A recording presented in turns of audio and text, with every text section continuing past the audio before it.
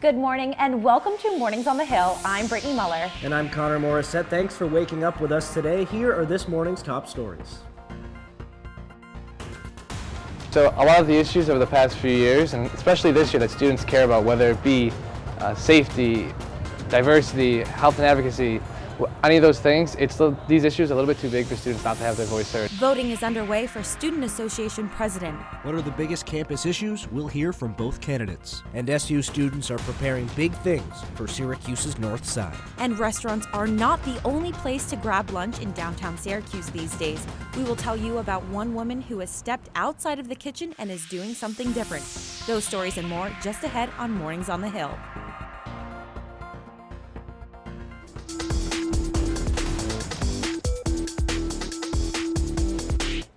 Voting for the 61st President and Vice President of SU Student Association is now open on MySlice. Mornings on the Hill's Megan Mystery spoke with both presidential candidates and is now live in studio to tell us more about the issues they're focusing on.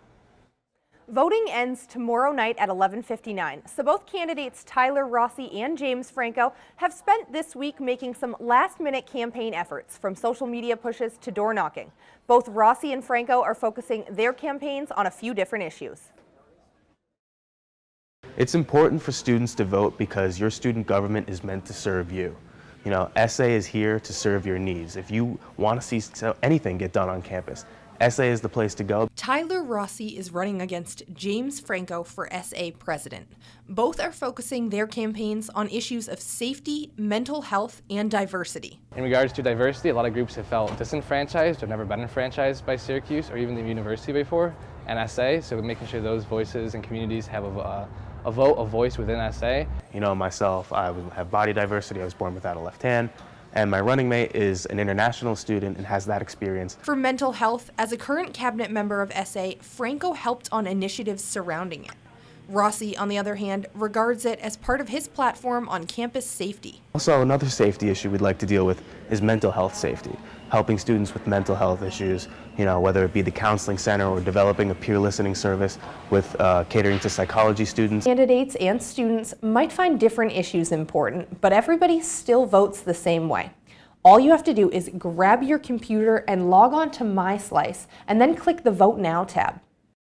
Voting is so easy, it can be done on your cell phone. I spoke with many students who were unaware elections take place this week, so sophomore Elena Berkowitz encourages other students to realize SA's importance. I think that a lot of times people don't realize that they do a lot for the school and they're really important, so your vote matters, and it's important to be informed about the election and know and understand what the people that are running stand for and what they find important, because their values should somewhat align with your values if you're voting for them.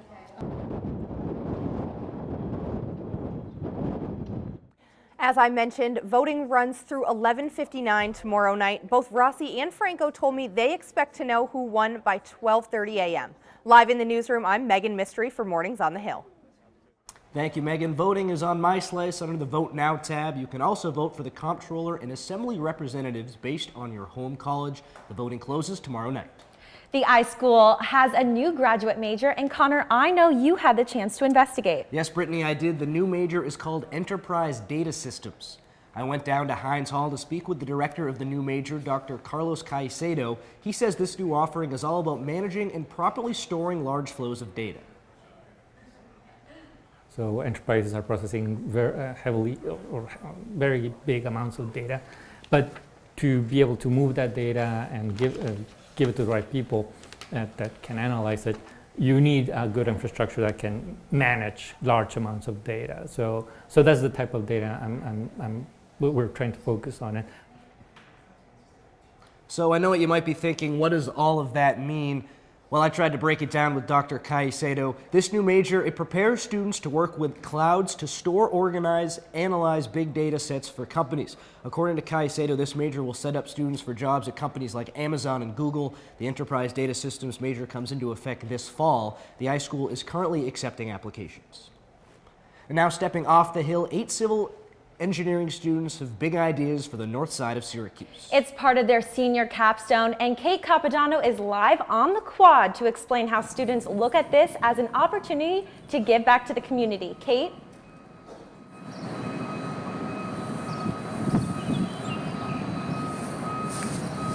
Every week, 3 times a week, the engineering students meet in a classroom inside this building where they brainstorm ideas for the Holly Green neighborhood. Last night, the students met with community members to talk about the changes they would want to make to the area. The neighbors say there is something very special about the little triangle of blocks between James Street, Lodi Street, and Barnett Avenue. There's a spirit in Holly Green that is infectious. But like every neighborhood, there are a few improvements that could make it even better. If there was anything I would like to see fixed, it would be roads. As you guys know, Holly Green is one of the first neighborhoods in the Syracuse area. So a group of Syracuse University engineers teamed up to help address some of these infrastructure issues. So Northside's an area that's been unique to Syracuse. It's kind of where Syracuse all started. And to be able to come up with ideas on how to bring it back to almost the glory that it used to be is something that's beneficial for the community, but also a good way for the university to give back. The team of 8 civil engineering seniors proposed plans to do things like fill potholes, paint murals on abandoned buildings, and create a bike lane along Barnett Avenue. The students say they hope the ideas they've been brainstorming in the classroom will make long-lasting improvements on the community. These projects could make huge differences, whether it just be increasing the sense of place of Holly Green or actually bringing in outside businesses. Nothing will happen or change overnight, but the Holly Green community says it's hopeful about future projects in the neighborhood. Plans the students presented would use existing city funds to complete the projects. The students say it's now up to community members to decide which ideas they want to move forward with. Live in Syracuse, I'm Kate Capodanno for Mornings on the Hill. Thanks, Kate. It's looking a little gloomy out there this morning. Mornings on the Hill weather reporter Jackie Mundry has our forecast. Good morning, everyone. I'm Jackie Mundry, and as you can see, the sun is trying to peek out over here, but there has been a little rain sprinkling down, and that's supposed to continue throughout the day, and there's supposed to be showers and other things going on. Right now, we're at 50 degrees, and it is definitely gloomy and cloudy out here. Like I said, with scatters throughout the day, so be sure to grab an umbrella or rain jacket before heading to campus today. As for your 5-day forecast, today, like I said, is 50s with rain, but tonight will drop to 47 degrees. Tomorrow it'll be a little bit warmer with a high of 64 degrees, but there will still be some rain. And the sun will try to sneak out a little bit more on Friday, but there will still be some sun showers with a high of 61 degrees. Heading into the weekend, Saturday will be a little bit chillier and overcast, but finally dry. We're looking at a high of 51 degrees. Sunday will be mostly cloudy with a high of 56 degrees. So it won't be a perfect weekend, but here in Syracuse, we have definitely seen worse. Stay tuned. We'll have more in the next half hour on your weather forecast. For now, back to Brittany and Connor. Thank you, Jackie, and stay dry out there.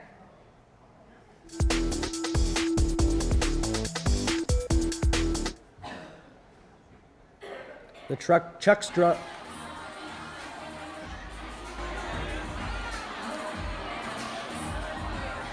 The drama over Chuck's is officially over. The beloved student bar made its final goodbye to students last night. It was the last time the bar was open to all students. Students made their last mark on the walls, painting their names in all sorts of colors, but all those names will be torn down along with the building when the building is demolished. That's expected to start sometime within the next couple of weeks. There is no set date as of now. And there's much more ahead here on Mornings on the Hill. We'll tell you about the largest student-run day of community service that is coming up, and it's organized by Orange Seeds. Stay tuned with us, that story, and much more. Welcome back to Mornings on the Hill. The largest student-run day of community service at SU is taking place this Saturday. Orange Seeds is hosting its annual The Big Event, which is completely organized by students.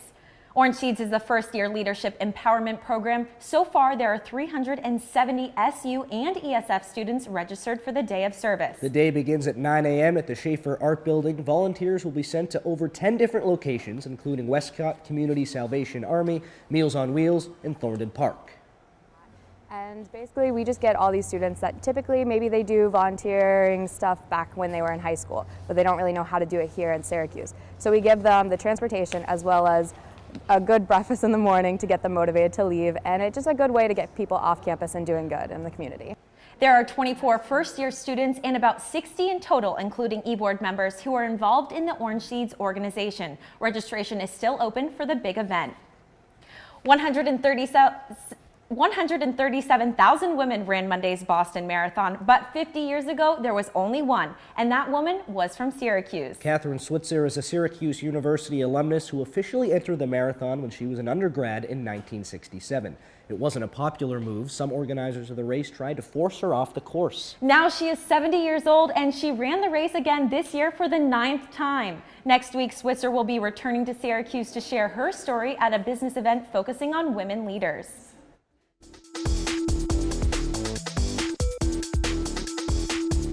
This Saturday is Cripping the Comic Con. The event is put on by the Disability Cultural Center here at SU. The annual event brings in speakers from around the world to talk about how popular culture represents people with disabilities. Mornings on the Hill's Stephen Cranen is live in studio with the director of the Disability Cultural Center, Diane Weiner. Good morning, Connor and Brittany. I'm here with Diane Weiner, who's the director of the Disability Cultural Center at SU. Diane, good morning. Good morning, Stephen. Thanks for having me on the show. Well, thank you for coming. So for someone who doesn't know, what is Cripping the Comic Con? Cripping the Comic Con is an annual symposium that's focused on disability as a cultural identity and an experience of diversity that is very focused specifically on popular culture, especially comics, manga, anime, and graphic novels and memoirs. So Cripping the Comic Con comes, I'm sure, Comic Con, the conference in San Diego and everything like that, so it's a take on that. Yes, it's a local Comic Con focused on disability. So this year's theme is our own icons. So can you discuss that a little bit? Sure. The idea that people with disabilities and disabled people, some people use first-person language, some identity first language, that we have a right to be represented and to represent ourselves, and we can be our own icons, and there need to be more representations, especially for children, to understand that we're all part of the world around us. You say that there should be discussions about disabilities and how they're portrayed in popular culture, correct? So what are some of those discussions that need to be had? So for example, Marvel has been in a hot debate. I won't go into a lot of detail, of course, but is diversity good for the comics industry? Is diversity good for readership? And certainly my friends and colleagues and I and all the people coming to the Comic-Con, we're very strongly in favor of having increased representation of all kinds of experiences of marginalization and disenfranchisement, because we're all different and we need to be connected to each other in a meaningful way. And so I'm all for it. And speaking of which, you created a comic, or the center created a comic called The Access Avengers. What are the Access Avengers?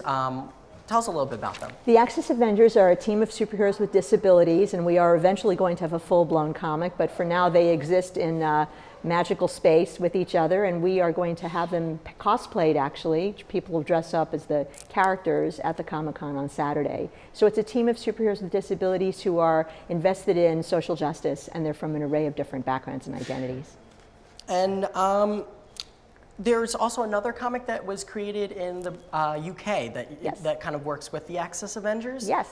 What are they? So last year I heard about Dan White in the United Kingdom, and his daughter Emily, a little bit younger then of course, asked him a few years ago, Dad, why are there no images of kids with disabilities in comics? And he quit his full-time job and became a full-time comics illustrator. And so he's launching the first ever totally focused, kid-friendly comic called The Department of Ability. And the Department of Ability are coming to the United States, and we're having an international summit between two teams of superheroes with disabilities. Who gets to say a sentence like that? That's fantastic. And you were saying that this is one of the only events that you're aware of, and it's here at Syracuse University. Yes, so we have lots of examples of wonderful, very profoundly important, I would say, in the comics world, especially Comic-Cons, that have maybe a workshop on disability or a panel on disability, but to have an entire Comic-Con focused on disability, as far as we know, we're the only one. And for someone who, a Syracuse University student who likes comics, what would you say to help them come on out to the event on Saturday? I tell them to come have some breakfast with us, come get some autographs, come grab some swag bags. We're having a rock concert in the evening with the band Calling Utopia, and they did the song for the Department of Ability. We're flying two of their members, the leaders of the band, from Melbourne to be with us. Wow. So we really are having a global initiative, and just come and have a good time and learn from each other and break some bread. Perfect. Well, Diane, thank you so much for joining us in studio. I really appreciate Stephen. it. Thanks for having me. Thank you. Connor, Brittany, back to you. Thanks, Stephen, still to come on Mornings on the Hill, our Lauren Sinatra introduces you to a central New York woman whose unique restaurant is going against the norm. In April, the giraffe's calf was born over the weekend, so now the big question is, what will his name be? Stay with us for that and much more after the break.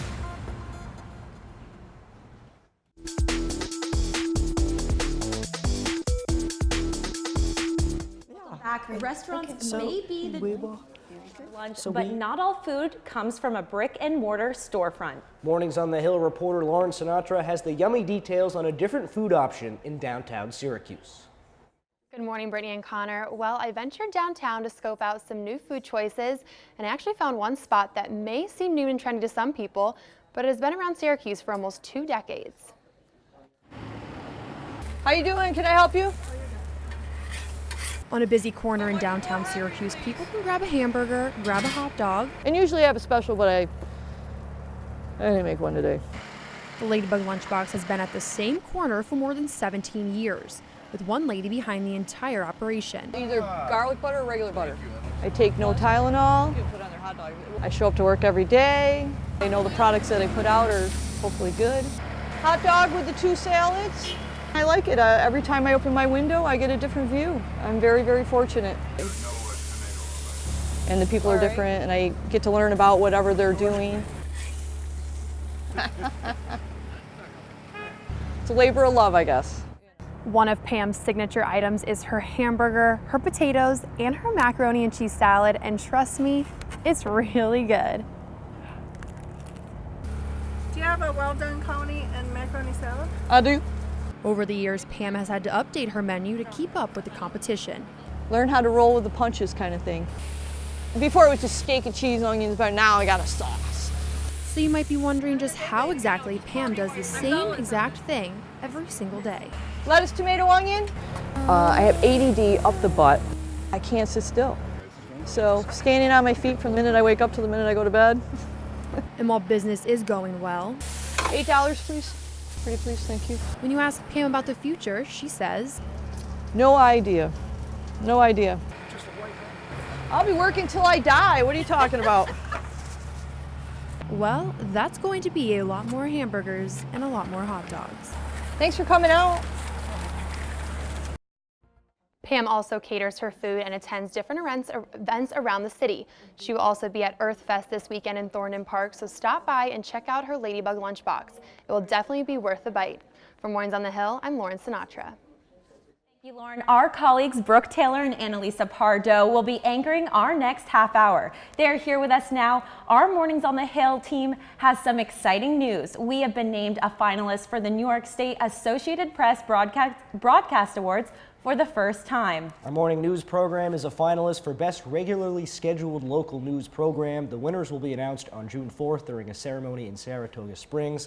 So guys, I gotta ask, how does it feel to be nominated? I know it's a big deal for me, but how do you guys feel?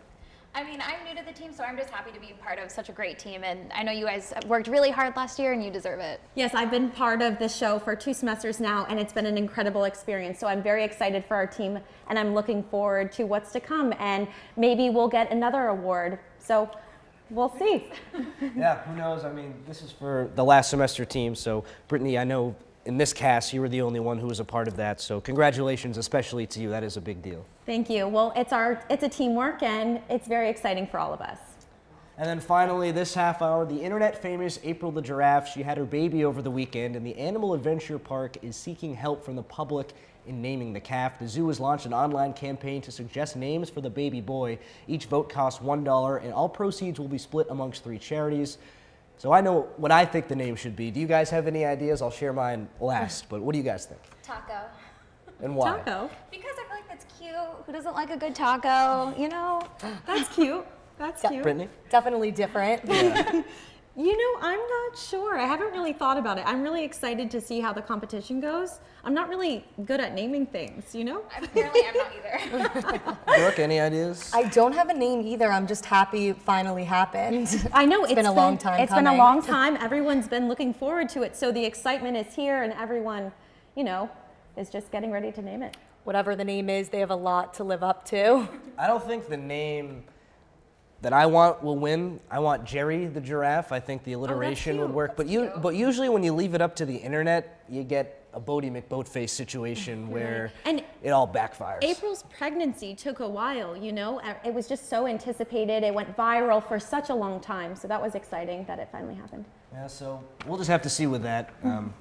Hopefully a good name wins, that's all I'll say. Exactly. And that's all the time we have for this half hour of Mornings on the Hill. I'm Brittany Muller. And I'm Connor Morissette. Thanks for joining us. And stick around. Brooke and Annalisa, they'll have more Mornings on the Hill coming up at 10:30.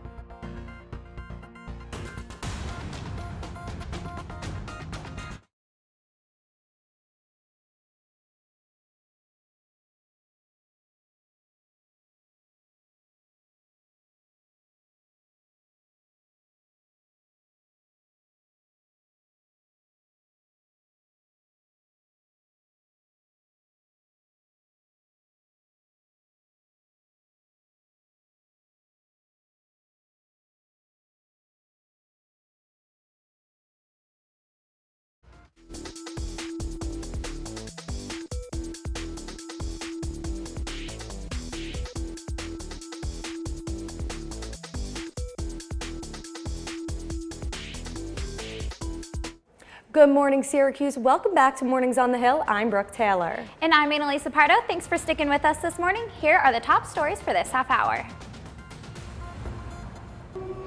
The Thrive Together Fair celebrated Syracuse's diverse community.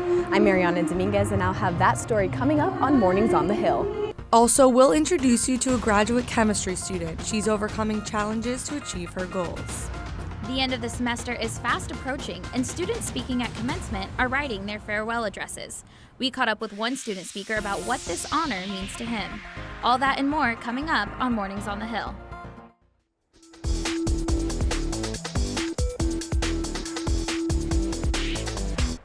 A mesh of cultures filled the Manley Fieldhouse recently. The SU and Syracuse community enjoyed traditional performances and speakers. Mornings on the Hill's Mariana Dominguez is live in the newsroom to tell us about the event. Sponsored by the Student Association and hosted by student organization Thrive at SU, the Thrive Together Fair celebrated our cultural differences. It served as a reminder to the SU and Syracuse community of the importance of coming together.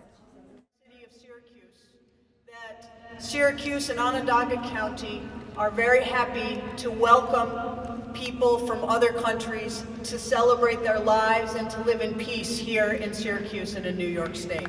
During a time when many may feel unwelcomed, Mayor Minor and SU student organization Thrive at SU hoped everyone felt at home Saturday night at the Thrive Together Fair. Students and members of the community moved to Bhangra and other cultural performances, a celebration of our differences. A refugee can engage with a student who maybe has never encountered someone who's had those experiences. And so by starting those conversations, we can better bridge that gap that I think sometimes we feel between the Hill and the community. Seema Suresh Kumar was a trained dancer in India and says the world is not a small place anymore.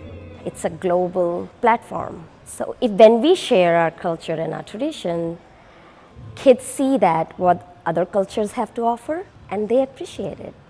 All the donations are... The fair also fundraised for Interfaith Works, which helps refugees resettle in Syracuse. That's what makes Syracuse University. You have students from all over the world.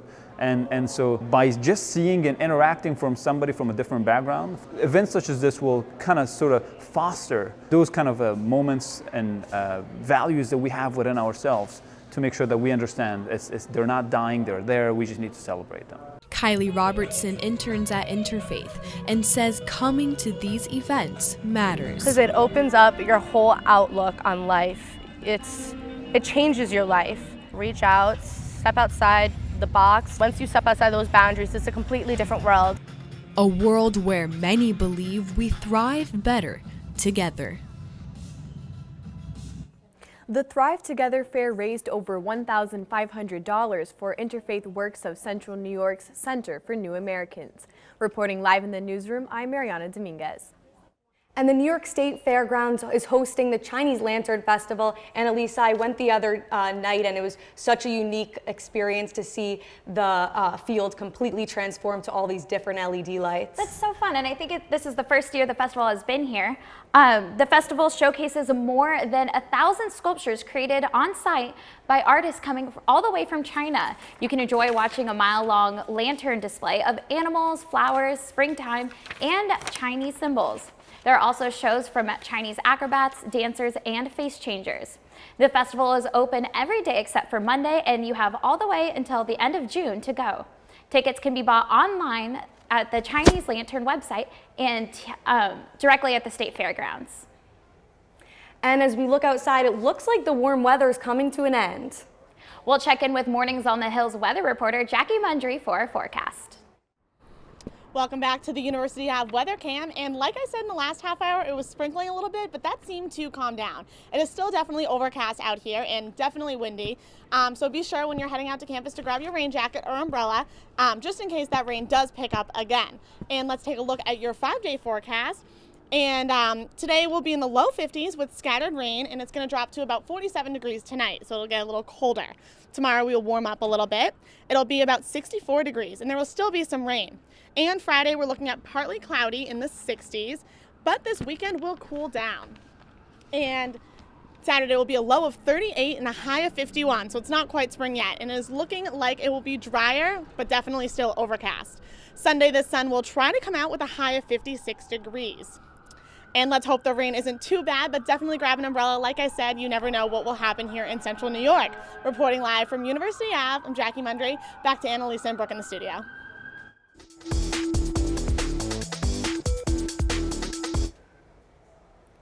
Let's hope the rain isn't too bad, but definitely grab an umbrella before heading to campus. And less than a month away from commencement weekend, planning is in its final stages. This includes selecting student speakers for each college and school's graduation. Elliot Williams is a graduate magazine, newspaper, online, and journalism student, and was selected as the graduate student speaker for the Newhouse School's commencement. He tells us that after a tough first semester here at SU, he broke down crying when he first heard the news of his selection. He says this opportunity means more than just an honor to him and his family.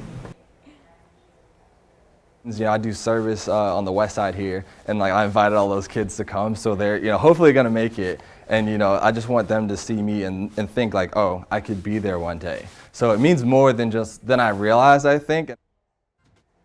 And in other campus news, 4 Syracuse University professors have received a 3-year grant of almost $100,000 to improve the school's STEM program.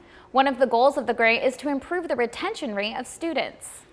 STEM stands for science, technology, engineering, and math. The grant money will go towards improving the program and recruiting incoming freshmen to the fields.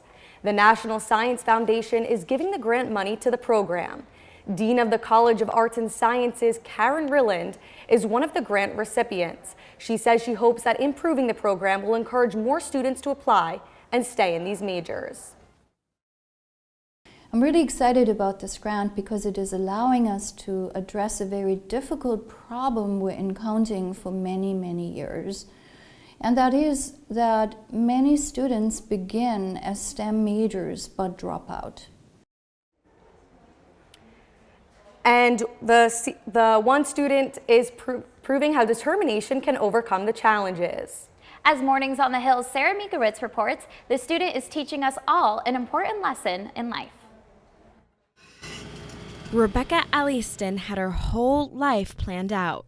A lot of times I'm a great example of people saying, this is how my life is going to be. Down to the tiniest detail. I'm going to get my bachelor's in 4 years. I'm going to get married in the 2 years after that. I'm going to have 3 kids and be in a career, and it'll be great. But that all changed. February 7th, 2016 at like 11 p.m. I died. The life she had loved was gone. I got derailed in a way that I hope nobody else ever does. Ellingston has a disease that makes it difficult for her to walk. Her condition also affects her brain, muscles, and nervous system. All of that fun stuff are being degraded and eaten away. Although she's been to more than 40 doctors, none can explain exactly what she has and how to cure it. I don't have cancer. They thought about that for a while, but otherwise we don't really know. She had to make some adjustments in her life, and now has to be in a wheelchair 80% of the time. At first, she was reluctant. I was stubborn. I'm still super stubborn. Until she had a wake-up call. I was going to school and I woke up on the side of the road. She soon realized she would have to accept her new reality. I've got to give in and get the wheelchair and do what's best for me, even though my stubbornness was like, I'm still able-bodied, I can do this, I could walk, I could run, you know, but I'll probably never run again. There is more than one way to win a race. She could still exercise her brain. Ellingston is chasing a doctorate's degree in biology. Marcus. And teaching a team of students at Syracuse University. But you gave me a correction. Her disease is getting worse, but she is still loving what she does and still encourages us to learn more and try harder. McKinley Rees and her classmates do not notice anything different. Sometimes she'll be standing up with her cane, sometimes she'll be in her chair. Students help the class run smoothly. My chair is always pushed in for her so she can go around us, and if she kind of bumps into us, it's not like, oh my God, I'm sorry. It's just kind of you scooch in and you get over it. This is the building Ellingston works and studies in every day, and as you can see by the hill, getting up to the door can be a challenge. But she says it's obstacles like this that make her stronger mentally and physically. Definitely built some arm muscle since moving to Syracuse. Her family and someone very special to her keep her going. My significant other is really great about it. He quit his full-time job and moved 900 miles to be with her. He said that I was worth it. Even if some disagree. I've been told, oh, you're not going to walk. You're not going to do this. Like, no, I can do this. I may not run, but I can walk. And even if I have to walk like an 80-year-old, I can do it. For her students and herself, even though life did not go as she imagined. Sarah Miekowitz, Mornings on the Hill.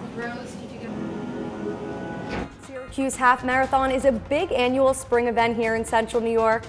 Coming up, hear from a woman who can't help but go the distance. And lights, camera, action. The Syracuse International Film Festival is back for another year. We'll have a live interview from one of the directors of the festival.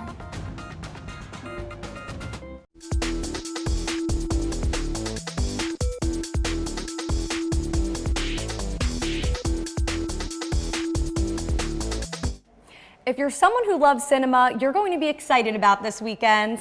The Syracuse International Film Festival is back with its Spring Fest. Mornings on the Hill, Stephen Cranen is live in the studio with one of the festival's directors. Annalisa, good morning. I'm here with Christine Fawcett-Shapiro, the marketing director, correct, of the Syracuse International Film Festival. Christine, good morning. Good morning, Stephen. So this is the 4th year for Spring Fest, correct? Yes, it is, yes. So how did Spring Fest come about? Spring Fest came about because we wanted to be able to showcase the talent that's here in Central New York. We decided that the International Festival in the fall is a wonderful experience. We bring filmmakers from all around the world, but we know that there's been a growing group of talented filmmakers and talented people in the film industry right here in Syracuse. So we wanted to have a chance to really showcase this talent from Central New York State. And you talked about some of the filmmakers in Syracuse. So the films that are going to be shown, there's some that are created here in Syracuse, or they feature Syracuseans and everything like that? Everything in this festival this spring is something that has a connection to New York State.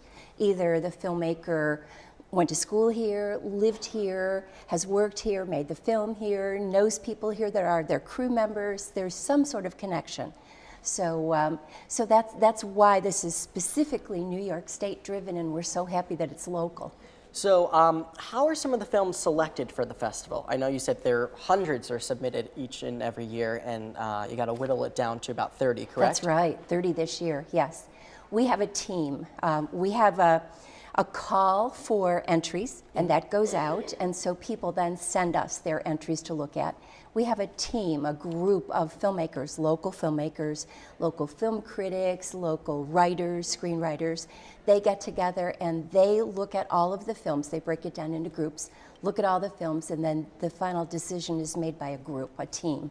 And Owen Shapiro, who's the artistic director of the film festival, he has the final say if anybody has, if anything is contested.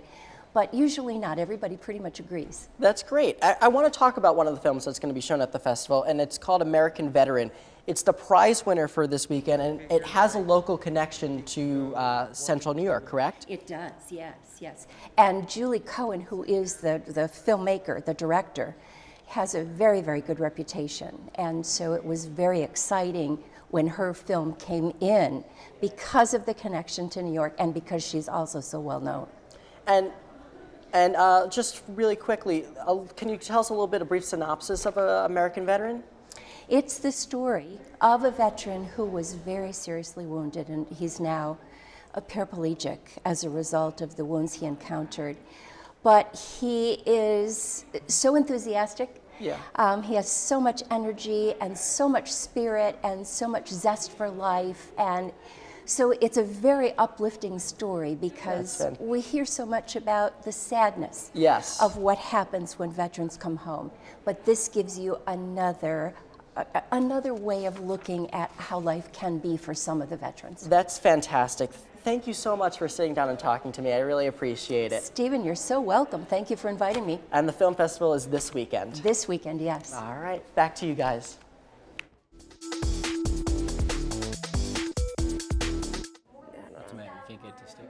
Participated in the annual Syracuse Half Marathon. Our sports reporter Bridget Chavez caught up with one local who does more than just run. There's some kind of magic that happens on that start line. And I feel all excited and a little bit nervous. Syracuse native Penny Knoll is no stranger to the running world. I think about how fortunate I am to be able to run, to have my health so that I can run this long distance. The 65-year-old says she started racing when she turned 50. And then I got the bug. Going down. The distance bug. And in those 15 years, she's ran more than 30 races, but that's not all. She volunteers too. She can come in and she can do any job that there is to be done. No matter what that might be. She'll come in and she goes, "Where do you need me?" And we can deploy her anywhere and she can do a great job. All right, I will see you race day. But that's not the only time she's busy. She encourages everybody to go out and do your best, like on races or anything in life. She's up and running year-round, training and helping anyone in need of a little push. So that's good on the edge. And she's been a huge mentor to me for the last 3 or 4 years. Now for most runners, once they cross that finish line and get their medal, they're done. But not for Knoll. She turns back around to make sure that every single runner finishes the race. She actually ran my first half marathon side by side with me, which was such a gift. It's not enough that she runs her own path. She gets you through the race, but helping others run theirs, proving that even the last person to cross the finish line, I'll give them a hug and say congratulations on your training, is just as important as the first. You've gotten here.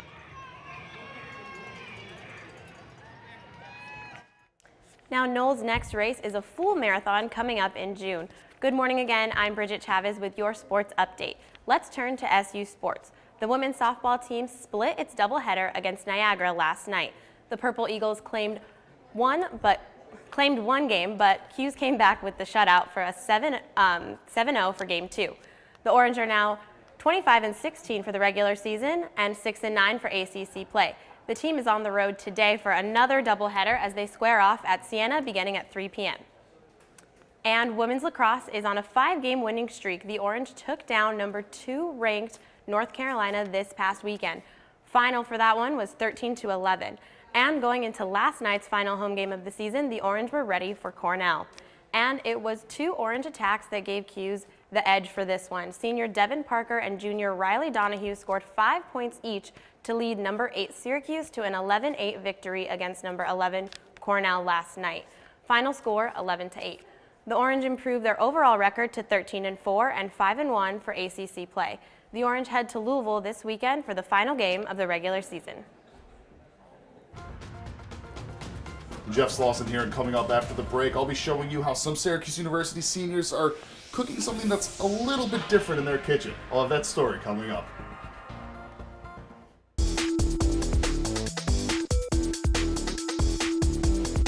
Welcome back to Mornings on the Hill. This semester is winding down, but that doesn't mean that there isn't still plenty to do this weekend on the Hill. Starting on Friday, SU will be holding their Relay for Life event at Manley Fieldhouse. The 12-hour fundraising event goes through the American Cancer Society and celebrate lives lost, survivors, as well as caretakers. This year's event will run from 6 p.m. to 6 a.m. on Saturday. Also on Friday, Orange After Dark will be an encore showing of Finding Dory. The movie will be aired at 10 p.m. and is free for students with an SUID. And if you've been missing your Orange football, look no further, because they are back for their spring showcase on Saturday morning at 10 a.m. And after they put away the pigskin in the Carrier Dome, they'll take out the lacrosse sticks when the men's team hosts upstate rival, the Binghamton Bearcats, at 2 o'clock, with hopes to stay at the #1 in both coaches and AP polls. Also on Saturday, there's a double dose of Orange After Dark.